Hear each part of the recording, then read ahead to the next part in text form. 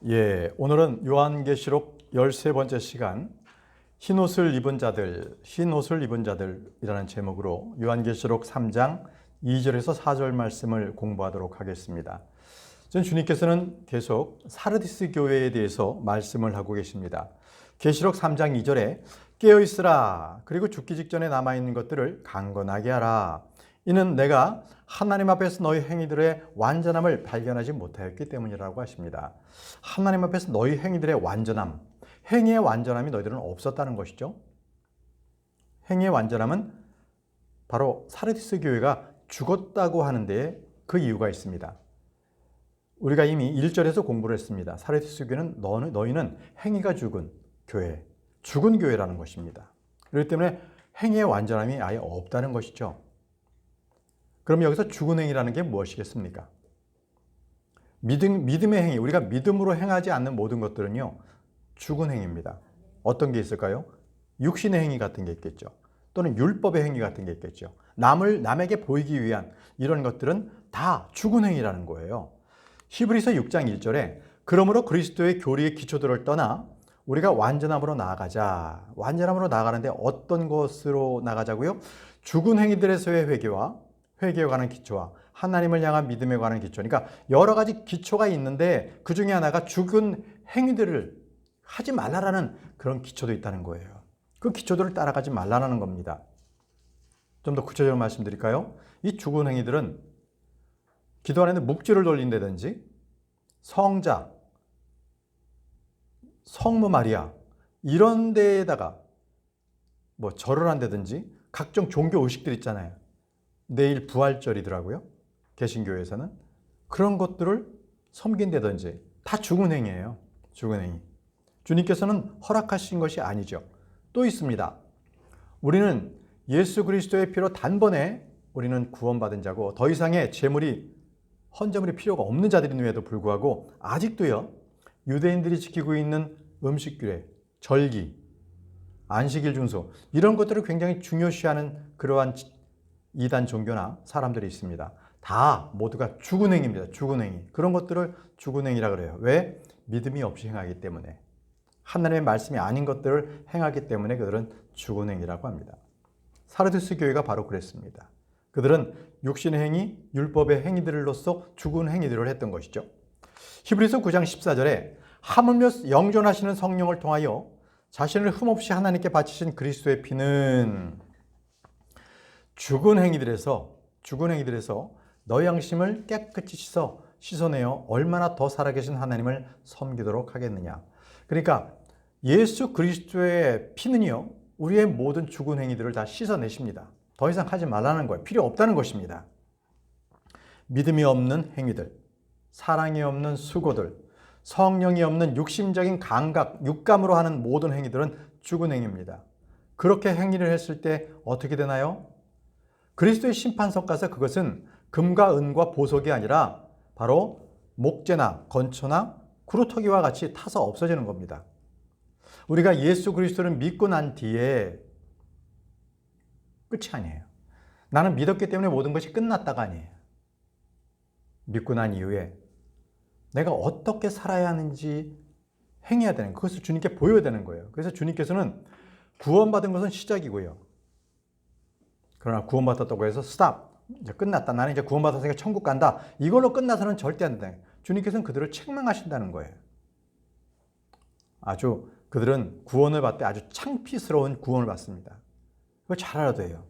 그래서 우리가 그리스도의 심판석 앞에서 믿음으로 행하지 않고 믿고 난 뒤에 더 점점 잘하지 않는 것에 대해서는 그 모든 것들이요, 다 불로 태워진다고 했습니다.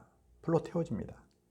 그래서 아주 심각하고 하나님의 엄중한 꾸지름과 정말 뭐라 그럴까요? 정말 그 모든 행위들이 다 낱낱이 드러나서 정말 창피한 그러한 구원을 받게 되는 거죠. 그러니까 구원을 받으면 우리가 왕이고요, 제사장인데 다들 몇 도시들을 다스리는 왕인데 구원받고 난 이후에 행위가 없으면, 올바른 행위 없이 옛날에 과거의 죄를 계속 저지르면 그냥 외곽에서 혼자 빛도 없이 영광도 없이 그냥 구원받았다는 그 사실 하나만 가지고 창피하게 살아가는 거예요. 일생을 영원토록 그거를 주님께서 경고를 하십니다. 절대 구원받았다고 끝나는 게 아니라는 거죠. 고린도전서 3장 12절 말씀에 이제 만일 어떤 사람이 이 기초 위에 금이나 은이나 보석들이나 목재나 건초나 구루터기로 건축한다면이라고 했습니다. 여기서 목재, 건축, 구루터기 이게 문제입니다. 죽은 행위들로 하는 거죠. 구원은 받았지만 계속 옛날에 과거에 했던 죄의 습성을 계속적으로 하고 있는 것들, 그렇게 해서 믿는 척 이런 것들이 다 목재, 건축, 구루터기로 건축한다는 거예요. 하나님은 그들을 다 불로 쓸어서 그들은 창피한 구원을 받는 거예요. 벌거벗겨진 채. 네. 자, 그리고 마음에도 없는 외적인 행위를 한다. 그게 바로 죽은 행위라는 겁니다. 마음에도 없는 외적인 행위. 이사야 29장 13절. 이러한 이유로 주께서 이같이 말씀하셨느니라. 이 백성이 그들의 입으로는 나를 가까이하고 그들의 입술로는 나를 공경하나 그들의 마음은 나에게서 멀리 떠났고라고 했습니다. 이 말씀 뭐예요? 교회에 나와서는 거룩한 척, 하나님을 공경하는 척 하는데 그의 마음은 나에게서 떠났다는 거예요. 죄가 그 안에 들어와 있어가지고 하나님을 섬기는 것이 아니라 바로 죽은 행위를 하는 거예요. 죽은 행위. 그러니까 하나님은 그걸 안 받으세요. 죄가 있는 그 자체를 결코 받지 않는 거예요. 그러니까 그들의 마음은 나에서 멀리 떠났다고 말씀하세요. 이게 무서운 경고의 말씀입니다. 하나님은 우리의 중심과 마음을 보시는 분이십니다. 그렇기 때문에 우리가 죽은 행위들로부터 우리는 빨리 주님께 회개하고 깨끗한 양심을 가져야 합니다. 주님께서는 그 깨끗한 양심을 받아주시는 분이에요. 결코 더러운 상태에 있는 것을 거룩하신 주님께서는 받지 아니하십니다.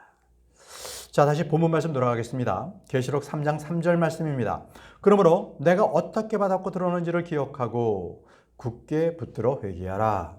그러므로 만일 내가 깨어있지 않는다면 내가 도둑같이 너에게 오겠노라.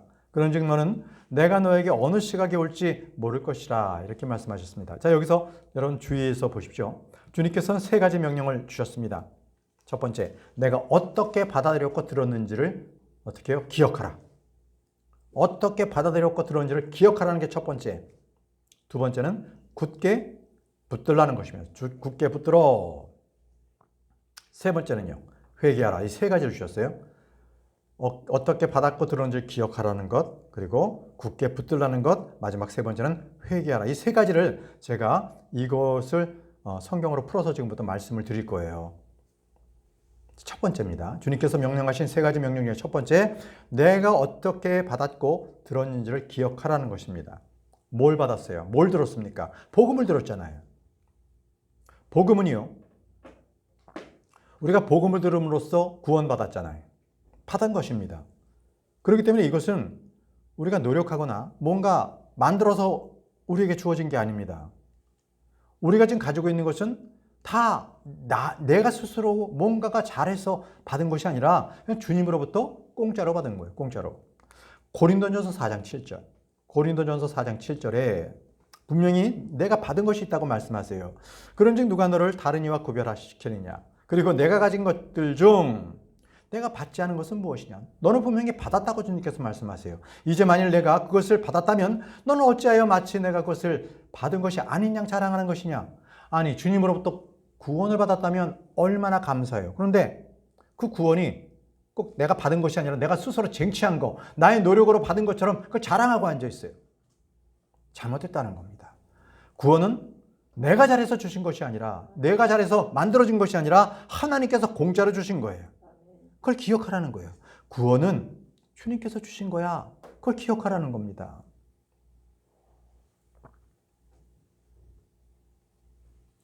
우리는 복음을 듣고 그리고 그 복음을 믿고 구원을 받았습니다. 구원은요, 성령님께서 주시는 거예요. 그래서 우리는 주님의 말씀을 받았다는 거예요. 그리고 그것을 어떻게 받았고 그것을 어떻게 들었는지를 항상 기억하라는 거예요. 겸손하라는 겁니다. 내가 어떠한 죄인이었는데 복음을 받아들이고 내가 구원을 받았는가. 이것에 대해서는 내가 내 스스로의 행위를 자랑하는 것이 아니라 오직 예수 그리스도 그분의 은혜에 감사하고 그 항상 기억하고 그 믿음에 대해서 우리가 겸손히 살아라는 겁니다. 자, 두 번째입니다. 주님의 명령, 굳게 붙들라고 말씀하셨어요. 굳게 붙들라. 디모데후서 1장 13절에 건전한 말씀의 본을 굳게 붙잡으라 라고 하셨습니다. 굳게 붙잡아야 할 것은 말씀이었어요. 건전한 말씀이었습니다. 하나님의 말씀을 받은 자들은 그 말씀을 굳게 붙잡아야 하는 거예요. 하나님의 말씀을 들었지만 그것을 그냥 놓쳐버리면 항상 그 마귀가 그냥 그걸 다 채워나가는 거니까 붙잡는 게 아니죠. 성도들이 왜 타락하는지 아십니까? 성도들이 왜 배교하는지 아십니까? 붙잡은 말씀이 없기 때문에 그래요. 자기를 중심을 잡아줄 그 말씀이 없기 때문에 죄가 틈타거나 마귀가 유혹을 하게 되면 그냥 훌렁훌렁 넘어가 버리는 거예요. 그게 성도들의 타락의 첫 번째입니다. 들어가 있는 말씀이 없기 때문에. 주의 말씀은 살아있는 권능이 있어요. 말씀이 내 안에 있다면 그 권능으로서 마귀를 이겨낼 수가 있습니다. 주의 말씀을 그냥 흘려보내지 마십시오. 그것처럼 어처구니 없고 미련한 자가 없는 겁니다. 항상 우리는 하나님의 말씀을 쉽게 잊히지 않도록 항상 그 말씀에 묵상하고 암기하도록 해야 합니다. 또 그 말씀을 마귀가 빼앗아가지 않도록 내 마음밭에 그런 뿌려진 그 말씀의 씨앗을 굳게 붙드시기 바랍니다. 우리는요, 그 신실한 말씀을 굳게 붙들어야 해요. 디도서 1장 9절 말씀에도요, 자신이 가르침을 받아온 대로 신실한 말씀을 굳게 붙잡아야 하리니 그로 하여금 반박하는 자들을 건전한 교리로 권면하고 확신시키게 하려 함이라고 하셨습니다. 네, 신실한 말씀을 굳게 붙잡아라고 했습니다. 굳게 붙잡으면 나 역시도 믿음 안에서 설 수 있고 또 반박하는 자들에게 그 교리로서 건전한 교리로서 권면도 하고요. 그들에게 그렇지 않다라는 것을 확신시키는 것이 말씀의 목적이라고 하는 것입니다. 여러분, 우리가 붙잡아야 할 것은 바로 신실한 하나님의 말씀입니다. 이 말씀을 우리 마음 가운데 붙잡았을 때 우리의 혼은 흔들리지 않습니다. 결코 흔들리지 않아요.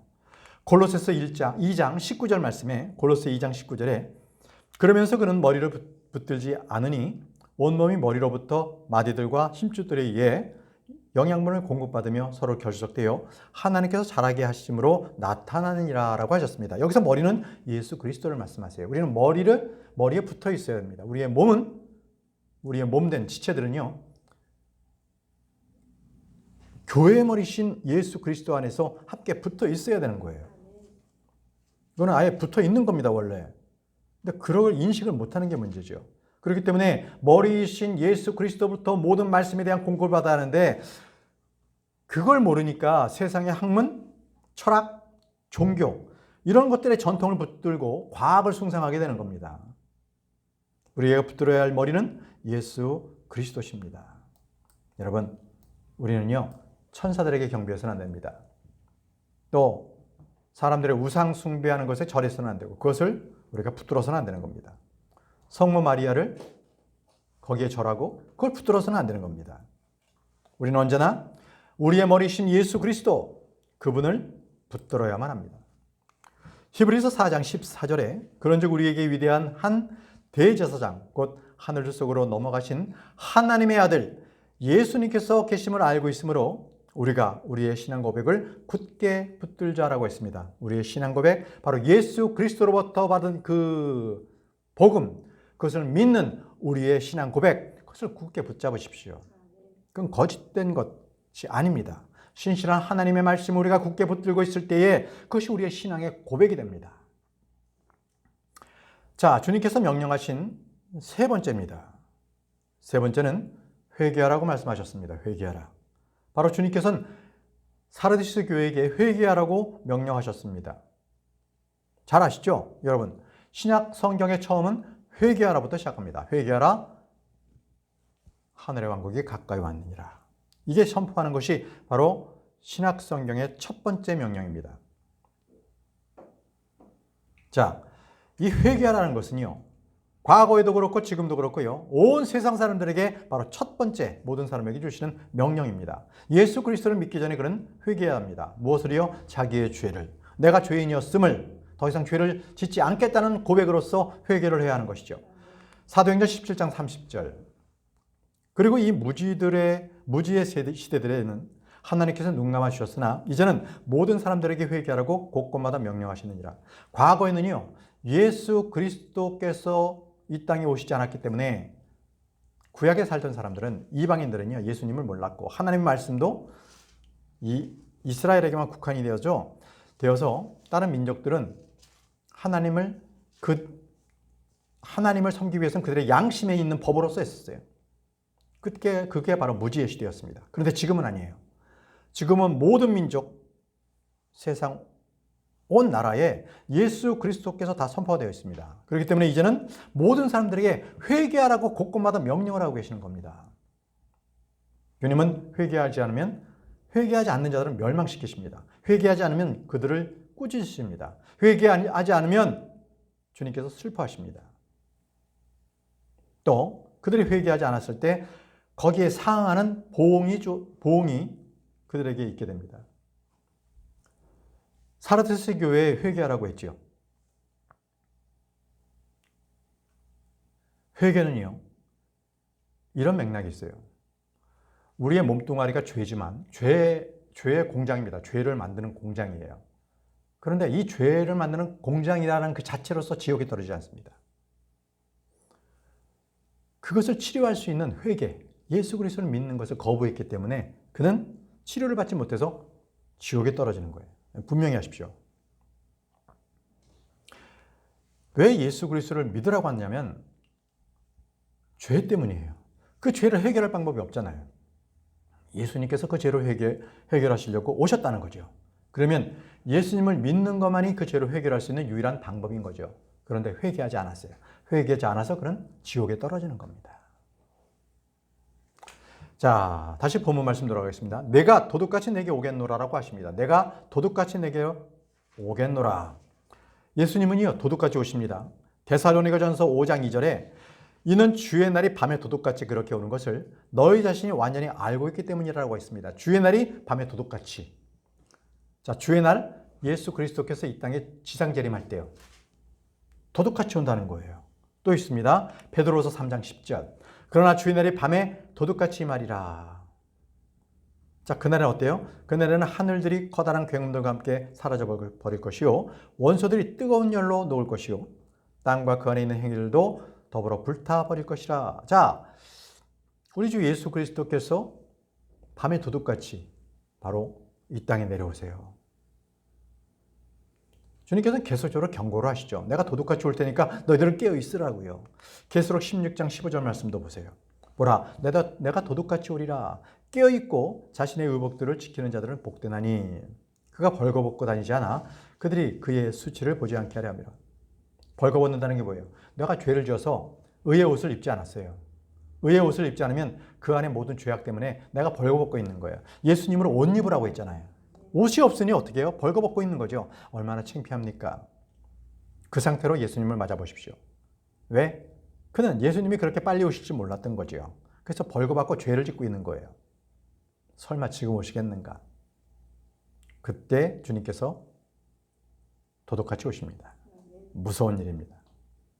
무서운 말이에요. 내가 죄를 짓고 있는데 그 순간 주님께서 보시고 나에게 오셨다. 끔찍하지 않습니까? 지금도 주님께서는 우리를 눈동자와 같이 우리를 지켜보고 계십니다.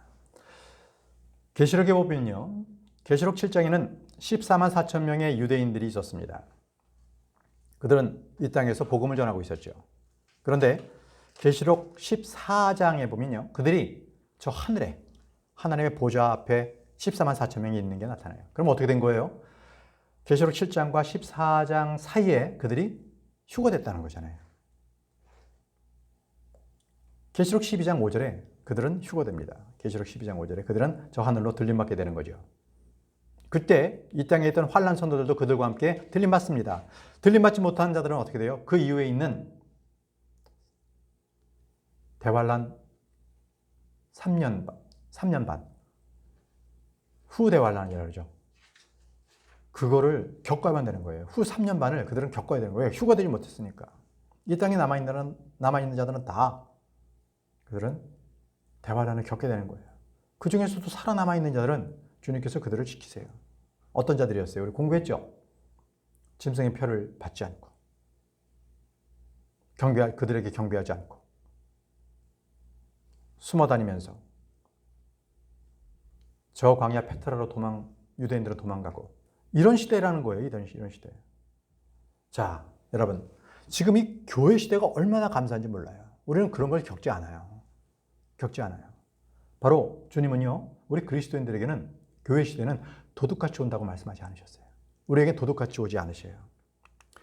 데살로니가전서 5장 4절에서 6절 말씀에 그러나 형제들아, 형제들이 누구예요? 교회 성도들이에요. 사도 바울이 형제들이라는 것은 믿는 자들을 얘기하는 거예요. 여기서 자기 동족들을 얘기하는 것은 히브리서는 그렇지만 여기서는 바로 교회, 데살로니가 교회 얘기하는 거잖아요. 그러니까 형제들아, 그러면 성도들아 얘기해요. 너희는 어둠 속에 있지 아니하니 그날이 도둑같이 너희를 엄습하지 못하게 하라는 것이라 라고 했죠. 지금은 어둠의 시대입니다. 이제 새벽녘이 밝아온 마지막 칠흑 같은 어두움이 바로 교회 시대입니다. 그래서 주님께서 말씀하세요. 너희 모두는 빛의 자녀들이요 빛의 낯의 자녀라고 말씀하세요. 우리는 어둠에 속하지 않는다는 것이죠. 그렇기 때문에 어둠에 속한 자들처럼 잠자지 말라는 거예요. 우리는 지금 이 상태에서 깨어 있어서 정신을 차리라고 계속적으로 우리에게 권면하시고 깨달음을 주시는 겁니다. 여러분, 교회 시대는요, 주님께서 재림한 이 지상 재림할 때가 아니에요. 공중 재림하시는 거예요. 그런데 왜 사르디스 교회에 계속적으로 그들에게 말씀하시는 건가요? 왜 이 땅에 오시는 것처럼 그렇게 말씀하시는 건가요? 사르디스 교회에. 잘 들으세요. 계시록에 있는 7교회 있죠? 그 7교회는요, 두 가지의 예표를 보입니다. 하나는 이 교회 시대의 그러한 교회의 모습상, 시대별로 있는 그 교회 모습상을 7교회를 순서적으로 나열해서 그걸 말씀하셨던 거고요. 또 하나는 이 사르디스 교회에 이렇게 얘기하는 것은 그 시대가 언제예요? 대환란 때를 예표하고 있는 겁니다.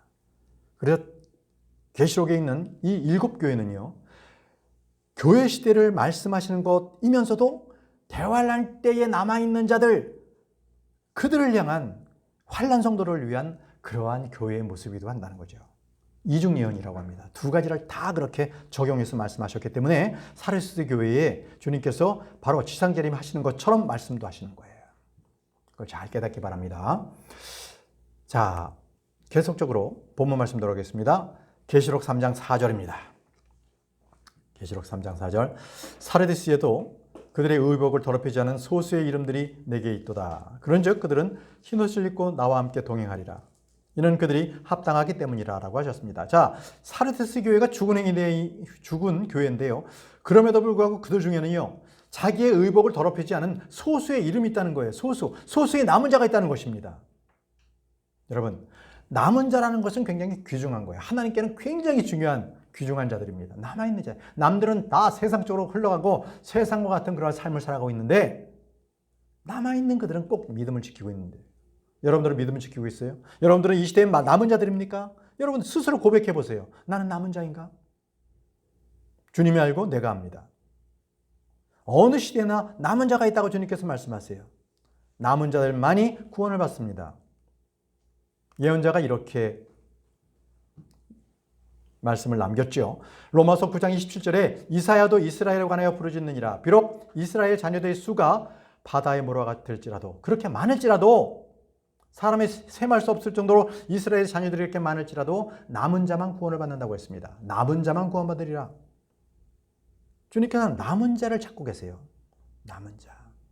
이 시대에 세상을 쫓아 살지 않냐고, 세상의 관심에 쫓아 살지 않냐고, 오직 예수 그리스도만 순수하게 순수한 마음으로 주님을 따르는 자, 죄 짓지 않는 자, 바로 그들만, 바로 주님 앞에 합당하고 완벽하게 걷고 있는 자, 에녹처럼 걷는 자, 주님과 함께 동행하는 자, 그들이 남은 자예요. 남은 자만 구원을 받는다고 했습니다. 구약의 시대에 바알에게 무릎 꿇지 않는 7,000명의 사람들이 있었어요. 그들은 이세벨이 다 하나님을 믿는 그들을 다 죽였거든요. 제사장들을 다 죽였단 말이죠. 그럼에도 불구하고 끝까지 바알에게 무릎 꿇지 않는 7,000명의 이스라엘 사람들이 있었다는 거예요. 주님은 그들을 기억하시는 거예요. 여러분, 기억하세요. 꼭 이것은 과거, 예수님 오시기 전에 남은 자만 얘기하는 것이 아니라, 아니면 대환란 때에 남은 자만 얘기하는 것이 아니라 지금 이 시대에도 주님께서는 남은 자가 있다고 주님께서는 그들을 딱 기억하시고 그들을 바라보고 계세요. 보세요. 로마서 11장 4절에서 5절 말씀, 이 시대의 남은 자를 말씀하십니다. 그러나 그에게 말씀하시는 하나님의 답변은 무엇이냐? 내가 바알의 형상에 무릎 꿇지 아니한 7천 명의 사람을 나에게 남겨두었노라. 7천 명의 사람을 나에게 남겨두었다고 하세요. 하나님께서 자기에게 남겨두었어요. 그렇다면 바로 이와 같이 이 현 시대 역시도 은혜에 의한 택하심에 따라 남은 자가 있느니라 라고 했습니다. 은혜에 따라서 택하심을 받은 자, 바로 구원받은 자지만 그 구원받은 중에서도 죄짓지 않고 하나님 앞에 완벽하게 서는 자, 그런 자들이 남은 자라고 주님께서 말씀하고 계십니다. 여러분, 신약 시대에는요, 이스라엘에 남은 자 있고 이방인들이 그들이 한몸 된 교회를 이루고 있어요. 자, 사도행전 15장 17절 말씀 보게 되면요, 이는 남아있는 사람들이 주를 찾게 하려 함이요 라고 했고요, 모든 이방인들 위에 나의 이름이 불려지게 하려 함이라. 바로 교회를 말씀하시는데 여기서는 두 가지가 있습니다. 이는 한번 말씀드린 것 같은데요, 이는 남아있는 사람들이 주를 찾게 하려며 and, 킹제임스 성경에 and가 있어요. 그리고 모든 이방인들 위에, 그러니까 남아있는 사람은 유대인을 얘기하는 거고요, 그리고 모든 이방인들 위에, 바로 교회는요, 이방인들 그리고 유대인들 중에 크리스찬들을 말하고 있는 겁니다. 이방인, 유대인들 중에서 남아있는 자들이 주님을 믿는 자들이에요. 자, 다시 본문 말씀으로 돌아가겠습니다. 계시록 3장 4절. 소수의 이름들이 내게 있도다. 그들은 흰옷을 입고 라고 했습니다. 소수의 이름이 남아있는데 그들은 흰옷을 입고 있다는 거예요. 자, 흰옷을 입고 있다는 것은 무엇이죠? 그들이 의를 받게 된 거예요. 그는 의를 받게 된다는 것입니다. 다시 말씀드리면 구원을 받게 된다는 것이죠. 왜냐하면 그들이 받게 될 흰옷은요, 바로 성도들의 의를 말하기 때문입니다. 성도들의 의롭다. 그냥 받는 게 아니죠. 예수 그리스도의 의를 받은 사람들, 하나님으로부터 의롭다라고 하는 그 정당함을 입증받은 사람들, 그들이 흰옷을 받아요. 계시록 19장 8절 말씀 보십시오. 계시록 19장 8절 말씀. 그리고 그녀가 정결하고 희고 고운 암화포로 차려입도록 그녀에게 허락되었도다. 이는 고운 암화포가 성도들의 의이기 때문이라 라고 하셨습니다. 고운 암화포를 입게 되는데요, 그 암화포는 성도들의 의예요. 그 성도들의 의는 예수 그리스도를 믿는 자들에게 주시는 하나님께서 너는 의롭구나. 왜? 예수 그리스도의 피가 그에게 발려져 있는 거예요. 그러니까 피를 보고서 너는 의롭다고 하시는 거예요. 내가 잘나서가 아니라 나에게 묻혀진 예수 그리스도의 그 보혈, 그것을 보셔서 주님께서는 바로 그 성도를 의롭다라고 하시는 거예요. 그에게 고운 흰 암화포를 입혀주시는 거예요. 그들의 이름은 어떻게 되겠어요? 생명책에서 기록되는 거죠. 생명책에 기록되고 그 생명책에서 지워지지 않는 그 이름이 기록된 자들은 바로 성도들의 바로 흰 암화포옷을 입고 있는 자들을 얘기합니다. 계시록 20장 12절과 15절 말씀 보시면요, 그러면서 내가 죽은 자들이 작은 자 큰 자 할 것 없이 하나님 앞에 서 있는 것을 보았는데 책들이 펼쳐졌더라. 그리고 또 다른 책이 펼쳐졌는데 그것은 생명책이라. 그리하여 죽은 자들이 자신들의 행위에 따라 책들 안에 기록된 그것들대로 심판을 받더라. 자, 책들에 기록된 대로 행위가 다 기록되어 있는 거예요. 그죠? 그리고 누구든지 생명책 안에 기록된 것이 발견되지 않는 자는 불옷 속에 던져졌더라. 자, 생명책이라는 책이 또 있는데 다음 시간에 우리가 하나님의 주님의 주의 책이 무엇인지 공부할 텐데요. 지금 이 시간에는 생명책에 기록되지 않는 것은 그 사람은 모두 다 지옥, 불의 호수 속에, 영원한 지옥에 던져졌다는 거예요. 불호 속에. 그게 바로 둘째 사망이에요. 둘째 사망. 그래서 흰옷을 입은 자들이라고 하는 것은 자기들이 생명을 걸고 주님의 이름을 믿는 자들, 주님의 이름을 시인한 자들을, 그들을 흰옷을 입은 자라고 말씀하고 있는 겁니다. 대환란 때는요, 예수님을 믿는 것을 시인하면 그건 자기 목숨을 내놔야 되는 거예요. 지금의 북한처럼, 지금의 공산주의 그 국가들처럼 그건 종교자유 없고요. 이 하나님을 믿게 되면 무엇보다 하나님은 사유재산을 인정하시거든요. 각각. 그러니까 공산주의는 그걸 인정하지 않기 때문에 하나님을 믿지 못하게 해요. 그리고 한 가지 통일된 하나의 사상을 주입해야 되는데 하나님을 믿게 되면 그 혼이 자유롭게 되거든요. 그거를 가만 놔두지 않는 거죠. 자, 우리 주님께서는요, 자기의 생명을 걸고 예수 그리스도의 이름을 시인한 자들에게 주님께서도 그 이름을 시인한다고 말씀하셨습니다. 하나님 앞에서 그의 이름을 시인하겠다고 하셨어요. 마태복음 10장 32절에서 33절. 그러므로 누구든지 사람들 앞에서 나를 시인하면 나도 그를 하늘에 계신 나의 아버지 앞에서 시인하겠노라. 그러나 누구든지 사람들 앞에서 나를 부인하면 나도 그를 하늘에 계신 나의 아버지 앞에서 부인하겠노라. 그러니까 세상 사람들 앞에서 예수 그리스도를 증언해 보세요. 그 앞에서 쓴맛 그리고 고통들 한번 당해 보십시오. 유쾌한 일은 아닙니다. 오늘도 저는 지금 오늘 이 집회하기 전에 또 가서 전도를 하고 왔는데 사람들이 뭐 다 아이고 고맙습니다 이렇습니까? 얼마나 불쾌하게 여기는지 모르고요. 그냥 자기 옷에 묻은 무슨 벌레, 송충이 다루듯 그렇게 아주 사람을 다룹니다. 근데 그럼에도 불구하고 예수 그리스도를 믿으라고 나는 시인하는 거예요. 예수 그리스도를 믿으십시오. 주 예수 그리스도를 믿으라. 그럴 때 하늘에 계신 내 아버지께서도 예수님께서 나를 시인하시겠다는 거예요. 얼마나 감사해요. 근데 내가 쭈삣쭈삣 아무 말도 못하고 있어. 세상에서 예수 그리스도의 이름을 증거하지도 못해. 그럼 어떻게 해요? 하늘에 계신 예수 그리스도께서도 그의 이름을 하늘 아버지 앞에 시인하지 않겠다는 거예요. 내가 나의 이름을 부끄러워했으니까 나도 너의 이름을 부끄러워한다는 겁니다. 이게 뭐냐면 땅에서 풀리면 하늘에서 풀린다는 거예요. 이게. 이 말씀에 여러분들 정말 잘 깊이 생각하시기 바랍니다. 하나님 구원을 우리가 공짜로 얻었지만 보상은요 공짜가 아닙니다. 우리 행위의 수고가 있어야만 보상을 얻어요. 근데 구원받고 난 이후에 행위가 없었어. 과거처럼 똑같이 죄를 져. 그는요 하나님께서 원하시는 게 아니에요. 그런 삶을 원하시는 게 아니에요. 그를 직멸하세요. 구원받았으니까 끝이라고요? 누가 그렇게 가르쳤습니까? 구원받으면 시작이에요. 이제 주님께서는 구원받고 믿음에서 자라나라고 하셨거든요. 자라나지 않고 그 자리에 가만히 있는다. 하나님께서는 그를 증오하세요. 미워하세요. 내가 피를 흘려 구원받은 것이 이 모양이었느냐? 그렇게 육신대로 살라고 하는 것이 나의 뜻이었느냐라고 그를 강하게 징계하십니다. 질타하십니다. 그게 바로 우리가 죽고 난 뒤에 우리도 심판받아요. 그리스도의 심판석에서.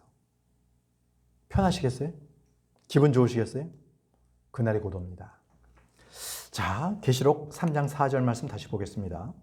사르드시에도 그들의 의복들을 더럽히지 않으니라고 나옵니다. 그들의 의복을 더럽히지 않은 소수의 사람들이 있습니다. 여러분, 여기서 우리가 한번 의복, 옷에 대해서 한번 잠깐 살펴보도록 하겠습니다. 성경에서 옷이라고 하면 세 가지 의미가 있습니다. 자, 성경에서 옷이라고 하면 뭐가 있어요? 세 가지가 있어요. 첫 번째, 옷이라고 한다. 의복이다라고 한다. 첫 번째, 몸을 가리킵니다. 자기 몸을 가르쳐요. 여러분들, 우리가 이게 몸을 입고 있잖아요. 이 몸은요, 다시 말씀드리면 우리의 혼이 있는 거예요. 우리 혼이 우리의 몸처럼 생겼어요. 이해하세요? 우리의 혼은 떠돌아다니는 어떤 그런 유령 같은 정체가 아니에요. 이 흙으로 있잖아요. 이 우리의 몸을 덮어놓은 거예요, 지금. 그게 우리 혼의 모습이에요. 그래서 여러분, 누가복음 16장에 보게 되면요. 지옥에 떨어지는 그 부자도요. 눈으로 볼 수 있고요. 혀가 있어, 혀가. 그래서 그 뜨거움을, 그 갈증을 느낄 수 있단 말이죠. 왜? 혼이니까. 우리의 혼이 어때요? 잘 생각하세요. 우리의 몸이 지금 우리 혼의 모습이에요. 그런데 그 몸뚱아리만 있으면 창피하잖아요. 옷을 입고 있는 거예요, 거기다가 지금 이렇게 의복을 거쳐 있는 거예요. 근데 성경에서 이 의복을 어떤 것이라고 표현하는지 세 가지가 나오는데 첫 번째가 우리의 몸이라는 거예요. 이게 우리의 혼을 덮고 있는 우리의 몸, 이걸 설명하는 거예요. 근데 이 몸은요, 그냥 지금은 죽고 나서 끝나요. 응? 아까 저희 자매하고 식사할 때도 그 죽고 난 뒤에 수목원 장사하는 거, 수목장 이런 부분들에 대해서 얘기를 좀 했는데 우리는 그냥 수목장에 하자. 어차피 죽으면 이 몸은 어차피 썩을 몸은 의미 없고 우리는 새 몸을 입을 거기 때문에. 그래서 보세요. 우리는요, 앞으로 새 옷을 입습니다. 새 몸. 고린도후서 5장 2절에서 3절. 고린도후서 5장 2절에서 3절. 이는 이 장막 안에서 우리가 하늘로부터 내려오는 우리의 집으로 옷 입혀지기를 열망하며 갈망하며 열렬하게 갈망하며 신음하기 때문이라. 하늘로부터 내려오는 우리의 집, 옷. 내가 입게 될 그 옷을 말하고 있는 거예요. 새 옷을 입습니다. 그때는. 네, 지금과 같은 이런 옷이 아니에요. 그렇기 때문에 몸은 혼의 옷이죠. 부활이라는 건 뭐예요? 바로 지금에 있는 이 몸뚱아리를 벗는 거예요. 그거를 죽음이라 그래요. 부활은요, 새로운 옷을 입는 거예요. 주님께서 주신 새로운 옷을 입는 것을 부활했어요. 그 부활의 옷을 입어야만 우리가 셋째 하늘로 올라갈 수 있는 거예요. 지금 이 옷을 입고는 못 가요. 못 갑니다. 그냥 중력의 법칙에 의해 가지고 그냥 땅바닥에 떨어질 뿐이죠, 뭐. 자, 두 번째. 의복, 옷이라는 게 성경에서 무엇이냐? 바로 그 사람을 얘기한다는 그 사람. 성경은요, 우리에게 예수 그리스도로 옷 입으라 그랬거든요. 예수 그리스도 그분으로 옷을 입으라는 거예요. 이 육신의 옷을 벗어버리고 예수 그리스도의 옷을 입으라는 거예요. 로마서 13장 14절. 오직 너희는 주 예수 그리스도로 옷 입으라. 예수 그리스도 옷 입으라 하시면서 뭐라고 말씀하시냐면, 그러니까 육신의 정욕들을 실현하고 육신을 위해 기회를 제공하지 말라. 이 말씀 뭐예요? 육신의 옷을 빨리 벗어버리고 뭘로 입으라고요? 예수 그리스도. 그분으로 옷을 입으라는 거예요. 이 썩을 옷으로서 계속 육신의 정욕을 쫓아가지 말고 쾌감을 쫓아다니지 말고 빨리 이것을 벗어버리고 구원받은 자라면 예수 그리스도 그분으로 옷 입으라는 거예요. 새 사람을 입으라는 겁니다. 그렇기 때문에 우리가 새 사람을 입었을 때 우리는 우리의 몸이, 우리의 옷이 갑옷을 입습니다. 전신 갑주를 입게 돼 있어요. 로마서 13장 12절에 밤이 한참 지나갔고 낮이 가깝더라. 그러므로 우리가 어둠의 행위들을 벗어버리자. 그리고 우리가 빛의 갑옷을 입자. 여러분, 밤이 지금 한참 지나갔어요. 우리 교회 시대에 지금 이제 마지막 어둠에 있는 거예요. 그래서 터널을 여러분들 계속 운전하고 가실 때 보게 되면 터널이 깊을수록 어둡죠. 근데 터널이 깊을수록 뭐예요? 출구가 가깝다는 거예요. 바로 환하게 비춰온다는 거죠. 낮이 가깝다는 거예요, 여러분. 그래서 우리가 어둠의 행위를 벗어 던지라는 거예요. 그리고 빛의 갑옷을 입으라는 거예요. 우리 몸에 옷을 입으라는 거예요. 그래서 이거를 좀 더 우리 내면적인 옷으로서 이렇게 표현합니다. 너희는 겸손과 온유의 옷을 입으라, 이렇게 말씀하세요.